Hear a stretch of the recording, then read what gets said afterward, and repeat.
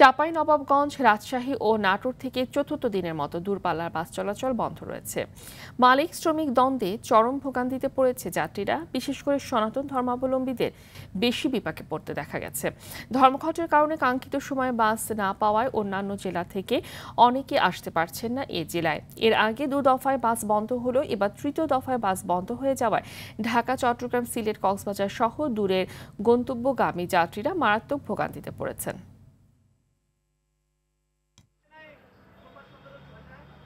নির্দিষ্ট সময়ের ভিতরে আমাদের কর্মস্থলে ফিরতে হবে, কিন্তু এখানে কাউন্টারে এসে দেখি যে কোনো বাস নাই। সিঙ্গাপুর যাওয়ার জন্য বের হয়েছি, সে কাউন্টারে বাস নাই।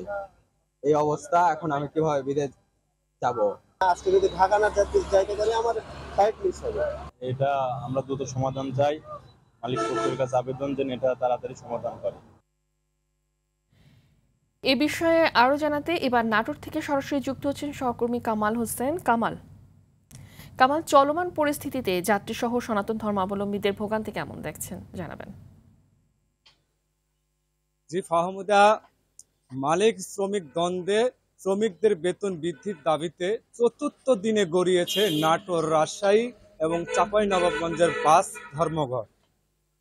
তবে সেক্ষেত্রে আমরা যাত্রী সাধারণকে দেখেছি, বিশেষ করে সনাতন ধর্মাবলম্বী গতকাল থেকে শারদীয় দুর্গোৎসব শুরু হয়েছে। বিভিন্ন জেলা থেকে নাটোর জেলাতে কিন্তু এই পূজা মণ্ডপে তারা ভক্ত এবং দর্শনার্থীরা এসে থাকেন। সেক্ষেত্রে ঢাকা থেকে অনেক ভক্ত দর্শনার্থীরা আসতে পারতেছেন না এবং তারা ঢাকা থেকে যেতেও পারছেন না। সেক্ষেত্রে তাদের ধর্মীয়, সনাতন ধর্মীয় পালনকারী যারা রয়েছেন তাদের উপরে ব্যাপক প্রভাব পড়েছে। সেছাড়াও আমরা সকাল থেকে দেখেছি যাত্রী সাধারণরা কিন্তু এক কাউন্টার থেকে আরেক কাউন্টারে ঘুরে বেড়াচ্ছে, তারা কিন্তু বাস পাচ্ছেন না, টিকিট পাচ্ছেন না। এই সমস্যাগুলো তাদের দীর্ঘ সমস্যার সৃষ্টি হয়েছে। আপনাকে জানিয়ে রাখি যে উত্তরাঞ্চলের নাটোর জেলা কিন্তু একটি গুরুত্বপূর্ণ উত্তরাঞ্চলের যোগাযোগের ক্ষেত্রে। এই জেলার উপর দিয়েই কিন্তু প্রায় 14টি জেলার সংযোগ সড়ক রয়েছে। সেক্ষেত্রে কিন্তু শুধু নাটোর জেলার যাত্রী সাধারণ নয়, বিভিন্ন জেলার যাত্রী সাধারণও কিন্তু ভোগান্তিতে পড়েছে।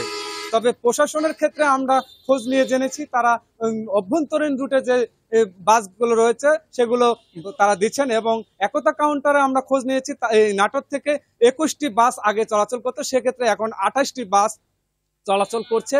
তবে যাত্রী সাধারণের ভোগান্তি ব্যাপক। তো ফাহমিদা, নাটোরের ধর্মঘট নিয়ে এ ছিল আমার কাছে সর্বশেষ।